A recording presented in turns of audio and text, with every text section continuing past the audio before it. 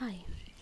तर आज आपण बघू डेप्रिसिएशन कसं काढलं जातं. तर डेप्रिसिएशन म्हणजे काय? तर डेप्रिसिएशन म्हणजे की एखादी वस्तू असेल ती वस्तूची जी झीज होते ती पैशामध्ये मोजणे, किंवा जसं समजा आपण एखादं 10,000चं फर्निचर घेतलं तर 2 वर्षांनी त्या फर्निचरची किंमत तीच नसते. आपल्याला माहिती आहे की समजा एखादं फर्निचर आपण घेतलं तर 2 वर्षांनी त्या फर्निचरची किंमत 5,000 होते किंवा कमी होते. म्हणजेच काय तर एखादं फर्निचर किंवा एखादी वस्तू आहे त्याच्या किमतीमध्ये घसरण होणे म्हणजेच डेप्रिसिएशन. आणि ते डेप्रिसिएशन कसं काढायचं ते आपण बघू या व्हिडिओमध्ये. ऑड फिगर असते तेव्हा थोडा प्रॉब्लेम होतो, पण जर राऊंड फिगर असेल म्हणजे जसं 10% किंवा 20% तर आपण सहज ते काढू शकतो विदाऊट कॅल्क्युलेशन. पण आता आपण बघू की 12.5% आणि 10%ने आपल्याला डेप्रिसिएशन कसं काढायचं आहे. क्वेश्चन आहे, calculate 12.5% per annum depreciation on furniture.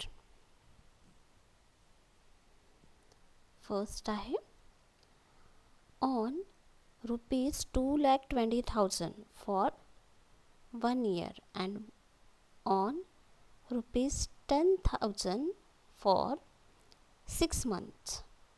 Okay, question बघू.